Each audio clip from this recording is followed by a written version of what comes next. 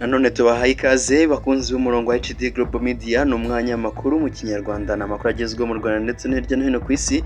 Na makuru mugiye kubanamo nanjye Dani Hambo, ndaza kuba mfatanyije kandi na Rukundo Rukuji. Rukundo Rukuji, umeze neza? Ni amahoro Dani Hambo, nizere ko nawe umeze sawa. Yego, nanjye ndashima Allah subhanahu wa ta'ala.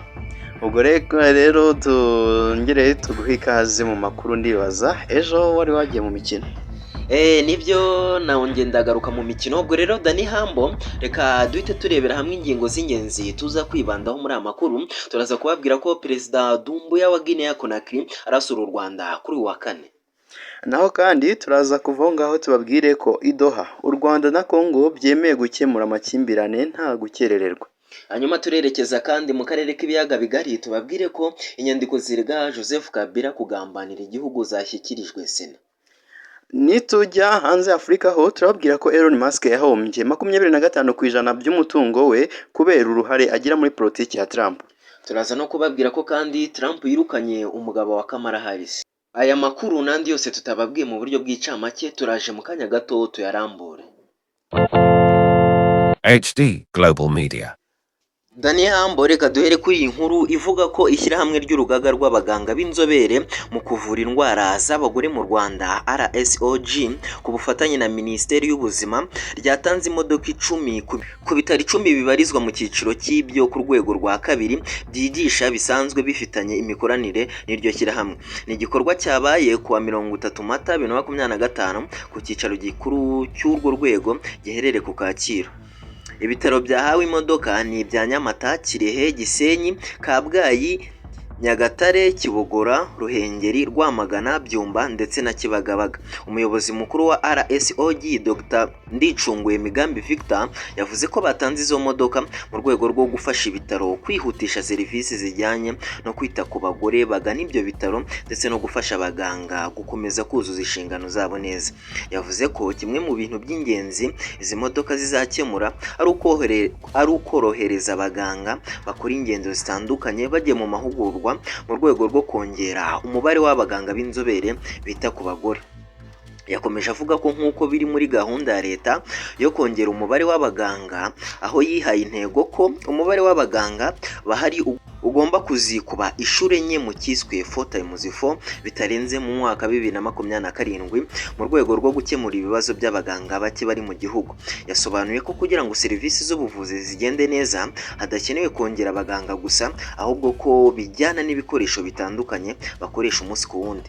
Dani Hambo, reka dukomereze kuri iyi nkuru ivuga ko Perezida wa Guinea Conakry General Mamadou Doumbouya aragirira uruzinduko mu Rwanda kuri uwa kane wa tariki ya 1 Gicurasi 2025 rugamije gukomeza gutsura umubano w'ibihugu byombi. Ibi ni ibyatangajwe n'ibiro bye kuri uyu wa 30 Mata 2025 bivugwa ko nyuma yo kwitabira irahira rya Bruce Corentel Orogwi Guema uherutse gutorerwa kuyobora Gabon, arahita akomereza i Kigali mu ruzinduko rugamije ubushuti.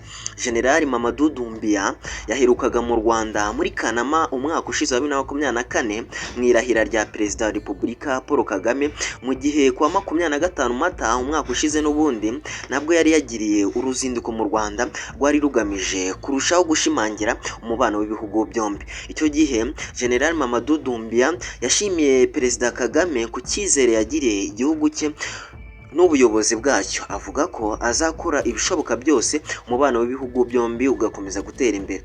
Umubano mu bya diplomasi hagati y'u Rwanda na Guinea washibutse mu ruzinduko Perezida Paul Kagame yagiriye muri icyo gihugu kwa 17 ndetse na 18 Mata 2023, ahasinyiwe amasezerano mu ngeri zitandukanye zirimo n'ikoranabuhanga.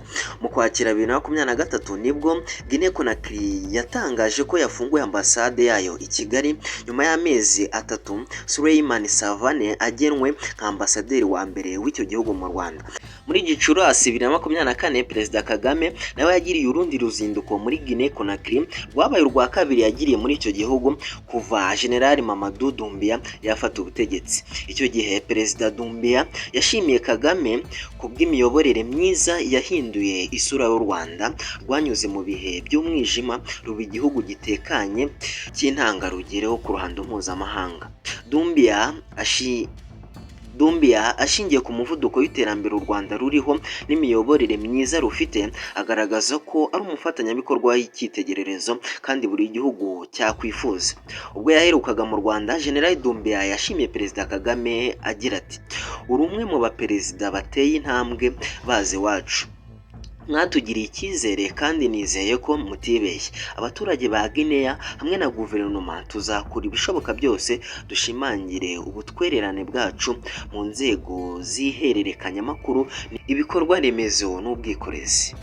Rukuji tuve aho ngaho kandi reka tugaruke kuri iyi nkuru tubabwire ko mu biganiro byabereye i Doha muri Qatar kuwa 30 Mata 2025 u Rwanda na Repubulika ya Demokarasi ya Kongo byemeye gukemura amakimbirane bifitanye nta gukerererwa. U Rwanda rwahagarariwe n'umuyobozi ushinzwe ubufatanye mu bya gisirikare Brigadier General Patrick Karurerwa n'umunyamabanga mukuru wungirije w'urwego rw'igihugu rushinzwe umutekano n'iperereza NISC Brigadier General Jean Paul Nyirubutama. Leta Zunze Ubumwe za Amerika zitabiriye ibi biganiro zihagarariwe n'umujyanama wazo ushinzwe ubufatanye na Afrika Masad Boris. Harimo kandi uhagarariye Togo n'Ubufaransa na Qatar yabiteguye. Minisiteri y'Ububanyi n'Amahanga ya Qatar yatangaje ko abitabiriye ibi biganiro bemeranyije ko impamvu muzi zateye amakimbirane mu karere zikwiye gukemuka binyuze mu biganiro kandi ko hakenewe igisubizo kidatinze. Bumvikanye ko mu gihe hakemurwa aya makimbirane imyanzuro yafashwe n'umuryango wa Afurika yunze ubumwe n'umuryango w'abibumbye ikwiye gushingirwaho hubahirizwa ubwigenge n'ubusugire bw'u Rwanda ndetse na Kongo. Tariki 25 Mata Amerika yafashije u Rwanda na Kongo gusinya amasezerano agena amahame yaganisha akarere k'ibiyaga bigari ku mahoro arambye, iteguza ko mu gihe cya vuba amahoro azaboneka. U Rwanda na Kongo byasabye gutegura umushinga w'amasezerano y'amahoro bitarenze tariki ya 2 Gicurasi 2025 kugira ngo usuzumwe n'impande zombi. Amerika yagaragaje ko abahagarariye ibihugu mu rwego rw'ububanyi n'amahanga bazasubira i Washington DC kugira ngo ifashe ibihugu byombi gukemura ingingo bitumvikanaho mu mushinga w'amasezerano y'amahoro. Dani Hambo, reka twerekeze mu karere k'ibiyaga bigari tubabwire ko ubutabera bw'igisirikare muri Repubulika ya Demokarasi ya Kongo burashaka gutangira gukurikirana Joseph Kabila wahoze ari perezida w'icyo gihugu, bumukurikiranyeho ibyaha birimo kugambanira igihugu, kugira uruhare mu mutwe w'inyeshyamba, ibyaha by'intambara n'ibyibasira inyokomuntu. Ibi byatangajwe kuri uyu wa gatatu tariki ya 30 Mata 2025 na Minisitiri w'Ubutabera wa Kongo Constate Mutamba.